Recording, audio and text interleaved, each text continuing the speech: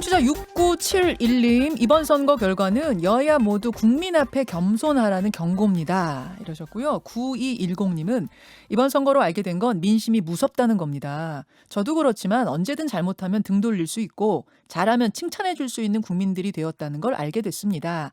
양당 모두 이 점을 명심하고 이제는 국민을 섬기고 국민의 아픔을 돌보길 바랍니다. 금강초롱님, 민주당 이번에 회초리 잘 맞았습니다. 솔개처럼 자기 발톱을 스스로 끊어내는 개혁을 하지 않으면 내년 대선도 기대하지 마십시오. 금강초롱님. 아마도 민주당 지지자신 것 같은데 매서운 문자 이렇게 주셨고요. 또 반면에 민주당이 잘못한 것도 잘못한 거지만 국민의힘도 똑같습니다. 국민의힘이 대안을 제시했어야 하는데 그러지 못했습니다. 결코 이번 결과에 자만하지 마세요. 김태훈님 그런 문자를 주셨는데 자 여야 의원 한 분씩을 모셨습니다. 어제 결과에 대해서 이 두 분은 어떻게 분석을 하는지 또 앞으로의 정계 개편 방향에 대해서 어떻게 전망하시는지 말씀 나눠보죠. 먼저 서울 강북구 의뢰 민주당 박용진 의원 어서 오세요. 네, 안녕하세요. 박용진입니다. 예, 국민의힘 서울시장 후보 캠프의 공동선대위원장 맡으셨었죠. 오신환 전 의원 어서 오십시오. 네, 안녕하세요. 오신환입니다. 두 분이 들어오시는데 표정이 상당히 상반된 표정으로. 박 의원님 목소리가 너무 처져서 제가 소리를 높이기가 좀 부담스럽네요. 그런데 네, 아이고. 그 이긴 국민의힘의 목소리는 지금 두 분 인터뷰로 들었기 때문에 민주당 참패라고 사실은 할 수밖에 없을 정도의 결과가 받아든 민주당의 박용진 의원 소감을 듣겠습니다. 오세훈 시장님 축하드립니다. 그리고 박형준 부산시장님도 당선 축하드리고요. 각각 서울시와 부산시 잘 이끌어 주실 거라고 기대하겠습니다. 예. 저희 민주당한테 엄청난 패배이고 쓰라린 일이고요. 민심의 큰 회초리라고 생각을 하고 이게 이제 약이 되기를 기대하고 그렇게 할 수 있도록 당 내에서 애를 많이 쓰겠습니다. 근데 다만 이제 제가 당 안에 좀 바라는 것은 네. 그러니까 영혼 없는 반성 멘트 그리고 말로만 하는 혁신 이런 거 국민들이 딱 기가 막히게 알아들으세요. 그래서 저 말로만 저러는구나, 그 영혼 없이 저렇게 하는구나 이렇게 하는데 지금 상황은 뭐 몇 마디 반성과 사과의 말로 그 정말 민심의 그 엄청난 심판 분위기를 헤쳐나갈 수 없다고 저는 보거든요. 그래서 뭐라 하겠습니까? 저를 포함해서 서울의 41명의 국회의원들, 민주당 국회의원들은 다 죄인이라고 생각합니다. 그래서 내부에서 치열하게 논쟁하고요. 네. 또 대안 찾고 방향을 찾아갈 수 있도록 노력하겠습니다. 지금 말씀하신 것 중에 지금 이 보궐선거가 서울에서 벌어진 서울시장 선거라는 점이 민주당은 더 뼈아플 것 같아요. 네. 왜냐하면 수도권은 전통적으로 민주당 진보의 압승 무대 아니었습니까? 예. 항상 거기를 발판으로 전체 승리를 이끌었던 대선도 마찬가지고요. 네, 그렇습니다. 거기에서 지금 18% 차이로 졌다는 게 다른 데서 진 것보다 훨씬 뼈아픈 거죠. 49개의 국회의원 지역구 중에 41가 저희 민주당이고요. 네. 서울시 의원들 중에서도 102명이 저희 민주당입니다. 예. 구청장은 한 서초구를 제외한 나머지 모두 다 저희 민주당입니다. 그렇죠. 그만큼 우리 서울 시민들이 민주당을 믿어주셨고 지지해주셨고 아껴주셨는데 지금의 결과를 만들어낸 게 민주당 탓이기 때문에 아까 제가 죄인된 심정이라고 말씀을 드렸고요. 패배의 원인을 제공한 것도 역시 민주당입니다. 자, 오신환 위원장님은 네. 어떻게 승리의 요인 어떻게 판단하세요? 저는 제 말씀 전에 우리 박 의원님 말씀하신 민주당의 입장에서는 저는 지금 맞는 회초리가 오히려 약이 될 수 있다 이렇게 생각하고요. 4년 문재인 정부 4년 동안 사실 저렇게 머리 숙이고 반성하는 태도를 보인 적이 있는가? 저는 역시 국민들은 위대하고 현명하시다 이런 생각을 갖고요. 아침에 제 지인이 이제 그 톡을 하나 보냈는데요. 압승 축하드립니다. 근데 오세훈 후보가 좋아서 또 국민의힘이 좋아서 나온 표들은 아닐 거예요. 상대의 내로남불, 공정하지 못함 등에서 나온 반발표도 있는 것 같아서 민심을 잘 헤아릴 필요가 있을 겁니다. 이렇게 조언을 조언을 축하 겸 해주셨습니다. 조언. 예. 저는 그 말이 맞다라고 생각하고요. 앞서 예. 읽어주신 시청자들의 댓글에서 예. 대부분이 그런 말씀을 주셨잖아요. 네. 국민의힘도 이제 앞으로가 중요하다고 생각합니다. 지금 정말 4번에 걸친 정말 뼈아픈 참패 속에서 벗어날 수 있는 그 기회를 주신 것 너무 감사하게 생각하고요. 당이 앞으로 더 변화하고 혁신하는 데 주력해야 될 것이다. 그래서 앞으로의 행보가 매우 중요하다. 이게 여든 야든 중요한 어떤 선거의 의미를 갖는다 이렇게 생각합니다. 예. 국민의힘이 오세훈이 박형준이 좋아서 찍은 게 아니라 민주당에게 뭔가 보여주기 위해서 민주당이 싫어서 찍은 거다 이 말씀이세요. 그렇죠. 그런 의미가 굉장히 크고요. 사실은 이제 김종인 위원장이 총선 참패 이후에 예. 당의 쇄신과 변화를 위해서 다양한 어떤 활동들을 하신 것은 맞는데 그럼에도 불구하고 국민들의 입장에서는 완벽한 신뢰와 대한정당이 되지 못했던 측면들이 있거든요. 그래서 그런 점에서 이렇게 완전히 이 큰 격차로 승리를 부여해 주신 것은 네. 단순히 국민의힘에 힘을 부여해서라기보다는 민주당이 그동안 정권 내에서 가졌던 여러 가지 실정의 그 회초리 그리고 또 굉장히 중요한 뭐 여러 위선의 모습들 특히 처음 시작부터 이게 기울어진 어떤 선거 아니겠습니까? 두 전직 시장들의 성추행 사건으로 시작된 선거임에도 불구하고 거기에 대응하는 태도가 저는 굉장히 크게 작용했다라고 봅니다. 계속적으로 민주당 내부에서 2차, 3차 가해를 가하는 모습들을 보고 이건 너무나 오만하다. 이번만큼은 반드시 심판해야 되겠다. 이런 시민들의 흐름을 제가 현장에서도 많이 느낄 수가 있었습니다. 예. 자, 이런 문자도 들어왔습니다. 국민의힘 좋아서 찍은 거 아니다라는 걸 어디 당사에 붙여놓기라도 해야 된다. 왜냐하면 그걸 잊어버리고 자만하는 순간 또 어떻게 바뀔지 모른다. 물론이죠. 예. 지금 이런 문자 예, 지금 불과 1년 전에 180석 이상의 민주당의 거대 의석을 예. 민주화 이후에 사상 유례 없는 그런 대승을 예. 국민들이 힘을 실어준 예, 거거든요. 예. 그거는 기대와 잘하라는 의미가 담겼는데 거기에서 오는 오만이 분명히 다시 민심을 뒤바꾼 거거든요. 그런 점에서 보면 1년 만에. 예. 얼마든지 지금 앞으로 남은 1년 대선과 지방선거에서 네. 국민의힘이 그동안 뭐 특별히 잘한 것도 아닌데 이렇게 큰 승리를 안겨주셨으니 거기서 금방 저는 민심의 화살은 또 뒤바뀔 수 있다 이렇게 생각합니다. 스윙 보터층이 정말 넓어진 거 맞죠? 네. 사안과 상황에 따라서 언제든지 이쪽 지지했다 저쪽 지지했다를 판단하겠다. 나는 그렇게 하겠다. 한 정당에 뼈를 묻고 죽으나 사나 이 편이야 라는 사람들의 수는 양쪽 다 30% 정도로 고착된 것 같고 나머지는 이제 스윙 보터라는 거를 지난 총선과 이번 재보궐선거 통해서 저는 봤거든요. 네. 박용진 의원 어떠세요? 저도 그렇게 보고 있고요.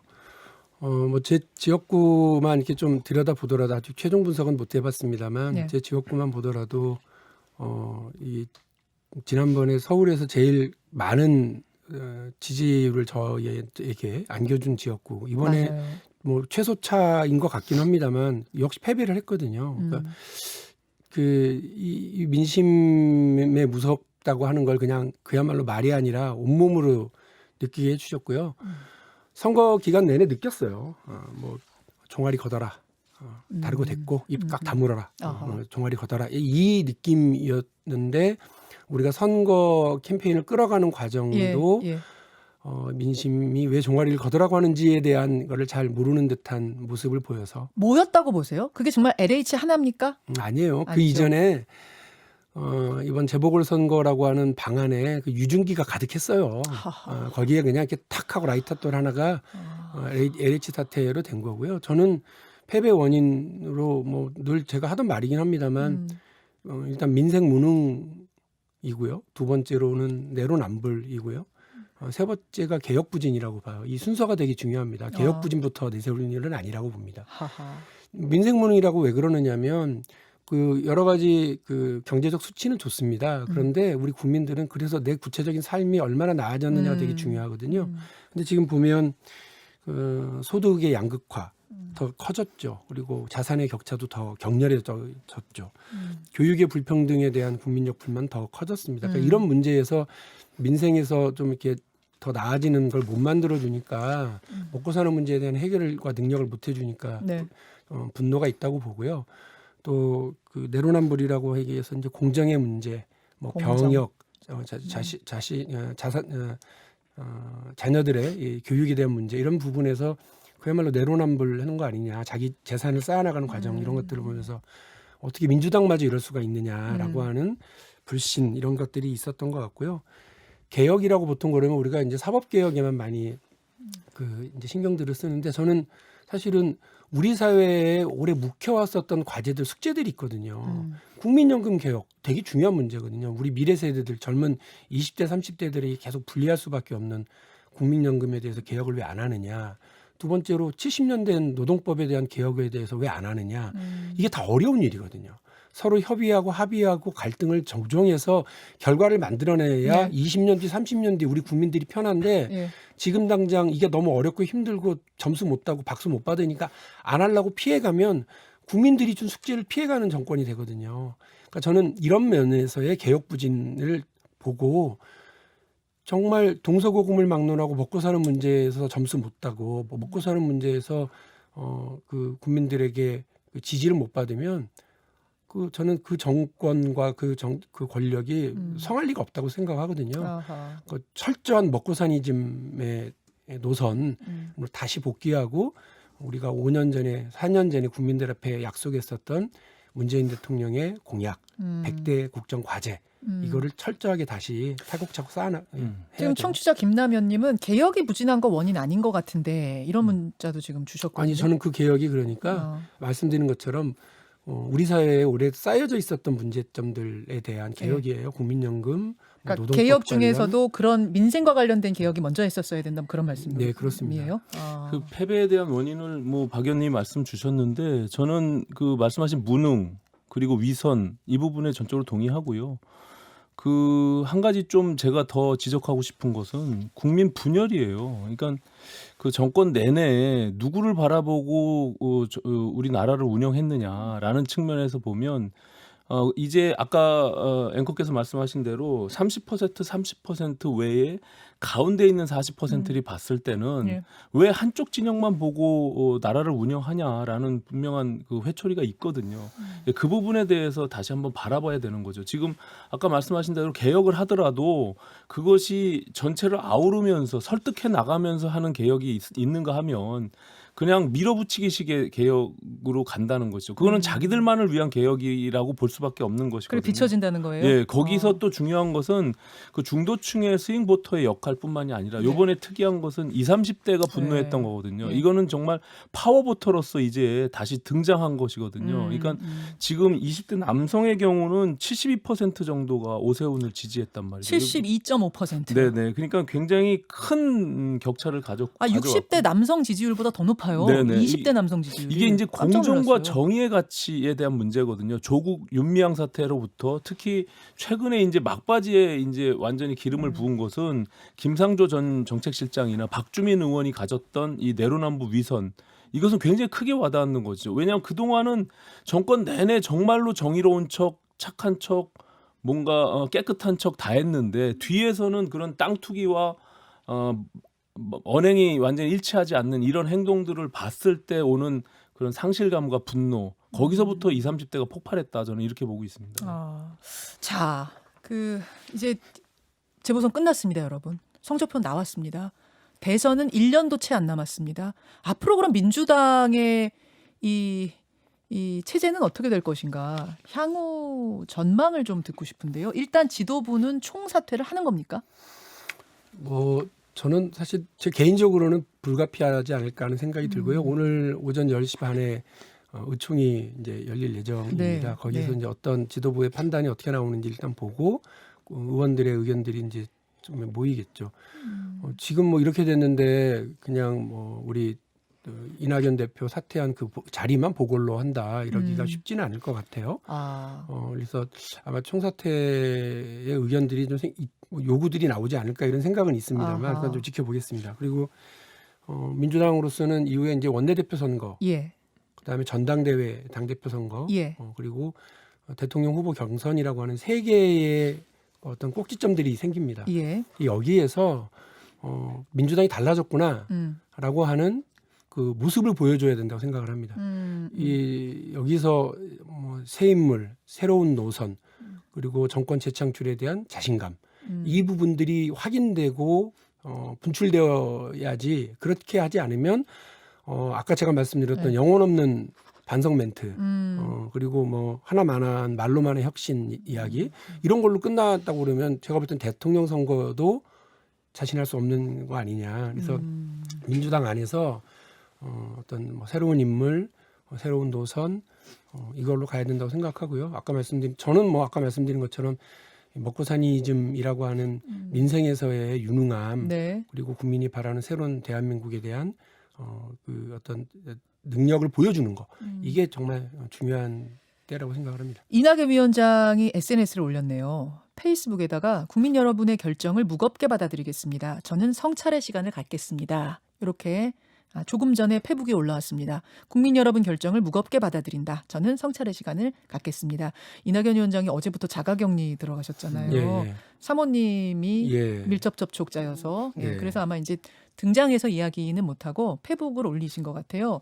그러면 사실은 이재명, 이낙연, 우리 박용진 의원도 뭐 대권 도전 지금 선언하신 상태지만 예. 이제 이 강함은 두 분이었잖아요. 이재명, 이낙연. 네. 이 대권 구도는 어떻게 될 거라고 보세요? 뭐 그걸 예상하는 건 별 의미 없다고 생각을 합니다. 저는 뻔한 인물이면 뻔한 구도, 뻔한 패배라고 생각을 해요. 그래서 제가 아까 말씀드린 것처럼 민주당이 달라졌구나 라고 하는 걸 보여줘야 됩니다. 영국 노동당 18년 연속 패배의 고리를 끌어낸 건 토니 블레어라고 하는 새로운 인물, 새로운 노선, 새로운 가치 이거였기 때문에 가능한 거고요.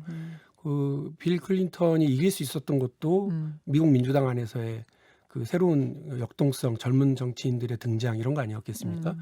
아마 우리 역사에서도 그 김대중 정부 마지막에 정말 힘들었는데 정권 재창출을 해냈던 거는 변방의 장수, 비주류로 이렇게 얘기됐었던 노무현 대통령이 등장하면서 민주당이 정권 재창출에 자신감을 회복하는 계기가 됐거든요. 지금 민주당의 상황은 그런 인물이 필요하다. 그런 변화가 필요하고 그걸 보여줘야죠. 박용진이다. 최대한 노력을 하겠습니다. 그러니까 저는 예. 저 혼자서 이걸 어떻게 하겠어요. 예, 그러니까 예. 저희 젊은 정치인들, 동료 정치인들도 같이 용기를 내야 된다고 봐요. 우리 오신환 의원이 앞에 계셔서가 아니라 사실은 국민의힘이 잘해서 아니다. 다 아는 이유가 뭐냐면요. 10년 전 인물, 자기가 자기 발로 걸어나간 전 서울시장을 다시 데려다가 서울시장을 시킨 거 아니에요. 근데 오신환 의원이 주장했었던 세대교체, 새로운 노선, 새로운 인물을 국민의힘은 실패한 거거든요. 그러니까 국민의힘은 실패했는데 민주당의 잘못과 무능으로 그 승리를 그냥 안아갔다고 그런다면 반사효과? 민주당은 우리가 내부적으로 이 에너지를 끌어내고 변화의 역동성을 보여드려서 국민들이 저기 정신 차렸구나 믿어주자. 정권은 오케이. 뭐 5년 더 연장해도 되겠구나 이런 걸 알겠습니다. 만들어 드려야죠. 완전 새로운 체제가 이제 필요하다 그 말씀이에요. 네. 대선 가도에도 한 가지만 여쭙고 오 의원한테 마이크 드릴게요. 9월에 예정대로 대선 후보 결정해야 됩니까? 미뤄야 됩니까? 그것도 지혜를 모아서 만들어야 될 문제고요. 뭐 누구의 유불리를 따질 때가 아니라 예. 당이 변화되고 그 변화 위에서 후보로 선출되고 해야 되거든요. 그럼 좀 바꿀 수도 있다고 보세요. 당원당 저는 얼마든지 같이 논의해서 그거를 고민해 볼 수 있죠. 그런데 뭐 이걸 가지고 유불리를 따져서 하는 그런 얄팍한 정치는 저는 안 된다고 생각을 하고요. 원내대표 선거, 전당대회, 그 대통령 후보 경선 이 세 개의 화살이 다 민심이라고 하는 관역에다 적중하지 못하면 저는 대통령 선거도 정말 우리가 고전을 면치 못할 거라고 봅니다. 알겠습니다. 자, 오신환 전 의원. 네. 야권은 여권보다는 상황이 좋은 상태에서 정계 개편에 들어가게 될 텐데 앞서서 제가 인터뷰한 정진석 의원은 그 말씀하시더라고요. 윤석열 총장이 돌아 막 이렇게 오는 거 말고 국민의힘으로 이제 바로 와서 여기서 같이 경쟁하는 아까 뭐라고 표현하셨더라? 하여튼 뭐 그렇게 말씀하셨어요. 조금 더 그렇게 가면은 쉽고 단단하게 갈 수 있다 그렇게 말씀하셨던데. 그러니까는 지금 사실은 국민의힘 중심으로 어쨌든 승리를 이뤄낸 거고요. 네. 그런 측면에서 보면 야권 재편의 그 역할을 국민의힘 중심으로 할 수밖에 없다 이렇게 보고요. 저는 가능한 빠른 시일 안에 중도 보수를 아우르는 대통합의 야권 재편이 필요하다 이렇게 봅니다. 그런 의미에서 보면 윤석열 전 총장이 제3지대에서 또 새로운 모색을 하면서 네. 지금과 같이 최종적으로 야권 단일화를 이뤄내는 것보다는 네네. 국민의힘의 개혁의 속도를 박차를 가하면서 그 속에서 뭔가 역할을 모색하는 것이 오히려 승리할 수 있는 확률이 더 크다라고 보고요. 근데 윤석열 총장이 지금 혈혈단신 혼자 머물러 그 큰 조직에 들어가서 경선 같은 걸 치러낼 수 있어요? 지금은 상당히 국민들의 지지를 뭐 지금 내부에서는 주자라고 하는 분들이 지금 굉장히 미미하잖아요. 미미하죠. 그러니까는 그 큰 격차를 가지고 그 힘의 내부적 동력을 만들어낼 수 있다 저는 이렇게 보고요. 특히 이제 민주당 입장에서는 참패 중에 참패잖아요. 예. 저희가 지난 1년 전에 180석 이상의 거대 여당을 만들고 참패를 겪었단 말이에요. 예, 그런 의미에서 보면 저렇게 지금 쇄신과 변화의 목소리들이 민주당 내부에서 나올 수밖에 없죠. 근데 그것을 1년 안에 얼마만큼 잘 만들어내느냐의 문제인데 네. 반면에 우리 국민의힘도 그냥 이렇게 승리에 취해 가지고 예, 예. 어떤 그런 역할들을 못 해내게 되면 네. 다시금 앞서 말씀드린 대로 회초리가 저희한테 오기 때문에 예. 앞으로의 과정이 너무나 중요하고요. 네. 특히 이제 저희도 당대표 선거와 원내대표 선거 그렇죠. 그리고 대선 후보 선거를 앞두고 있잖아요. 네. 그런 측면에서 보면 저는 이 지금 말씀드린 야권의 재편들 대통합을 통해서 우리 당이 스스로 못 가지고 있는 약간의 두려움, 변화에 대한 두려움들을 극복해낼 수 있는 그 돌파구를 좀 만들어냈으면 좋겠다 이런 생각을 갖고 있거든요. 그래서 저는 그 한 그릇 안에 모아놓고 네. 윤석열이든 아니면 이제 뭐 안철수 대표가 예. 이 단일화 과정에서 국민들과 약속했던 통합에 대한 문제 예. 또 바로 이루어질 수밖에 없다 이렇게 합당. 보고요. 예. 그래서 그런 것들을 통해서 예. 국민의힘이 스스로 뭐 조금 부족한 이 변화와 혁신에 대한 모습들을 전반적인 새로운 그릇을 만들어내는 과정에서 만들면 좋겠다 이렇게 자, 생각합니다. 그럼 이제 정리하겠습니다. 야권 통합 작업은 당장 오늘부터 시작된다. 저는 그렇게 봅니다. 그렇게 예, 보세요. 예. 윤석열 들어오고 금태섭 들어오고 다 들어오는 안철수 들어오고 다 들어오는 겁니까? 그건 저희들의 희망사항이고요. 희망사항. 또 저희가 또 어떻게 그것을 예. 만들어낼 수 있을지에 예. 대한 내부적 동력이 그렇죠. 필요하다고 그분들이 생각합니다. 들어올 수 있는 환경을 만들어줘야 들어오는 그럼요. 거니까. 예, 그냥 단순히 지금의 모습에서 그렇죠. 들어와라라고 하는 것은 예. 무리가 있고요. 예. 그 통합의 과정들이 예. 정말로 국민들한테 다시금 변화하는 모습으로 보여야 된다. 아. 예, 그렇게 생각합니다. 알겠습니다. 자, 이제 오늘은 오늘 얘기 다 끝내는 건 아니고요. 오늘 요만큼 풀고 계속 이 이야기는 아마 대선 때까지 나눠야 할 것 같은데 박용진 의원님 네. 마무리를 해야 될 것 같습니다. 네. 지금 듣고 계시는 국민도 오늘 굉장히 많은 분들이 듣고 계시는데요. 오늘 이제 민주당 대표에서 나오셨으니까요. 마지막으로 한 말씀 해주시죠. 뭐 국민들께서 주신 따가운 회초리의 의미 잘 새기고요. 뭐 우리 민주당이 그동안 국민들 가슴을 울렸던 김대중 노무현의 상식의 정치, 국민 눈높이에서 하는 정치, 미래주의 노선, 먹고사니즘의 회복 이걸 반드시 보여드리겠습니다. 그렇게 해서 문재인 정부의 성공적인 마무리와 그 공과를 이어나가서 대한민국의 미래를 열어나가는 정권 재창출 반드시 해낼 수 있도록 노력하겠습니다. 완전히 깨지고 다시 태어나야 된다라는 청취자 문자에 동의하십니까? 네, 동의합니다. 완전히 깨지고 다시 태어나야 지금 이 모습으로 국민들의 신뢰를 다시 얻기는 어렵다고 봅니다. 이 모습 이대로면 대선도 패배라고 보세요? 정말 어려워질 거라고 생각합니다. 정권 재창출에 자신감을 가지려면 예. 자기 변화가 우선입니다. 오신환 의원님. 예, 저희로서는 정말 이 폐기 처분 직전까지 갔던 이 정당이 이제 마지막으로 다시 기사회생할 수 있는 그 용기와 기회를 주신 국민 여러분께 진심으로 감사드리고요. 국민의힘은 왜 정치를 하는지 그리고 우리가 만약에 정권을 다시 찾아오게 되면 국민들에게 무엇을 해보일 수 있을지에 대한 철저한 반성과 준비가 필요하다라고 저는 네. 생각합니다. 이런 근본적인 문제들로부터 개혁하고 변화하지 않으면 다시금 우리한테 회초리가 온다는 것을 명심하고 앞으로 남은 우리 정치 일정 속에서 국민의힘도 더욱더 박차를 가해야 된다. 이렇게 생각합니다. 자만하지 말아야 된다. 물론입니다. 요 얘기. 여기까지 오늘 두 분 4.7 재보궐선거 특집 대담으로 마련했습니다. 민주당의 박용진 의원, 국민의힘의 오신환 전 의원 두 분과 함께했습니다. 오늘 귀한 시간 고맙습니다. 감사합니다. 감사합니다. 김현정의 뉴스쇼는 청취자 여러분의 참여로 이루어집니다. 트위터, 페이스북, 레인보우 게시판, 그리고 단문 50원, 장문 100원의 유료 문자 샵 1212, 우물정 1212 통해 참여하실 수 있습니다.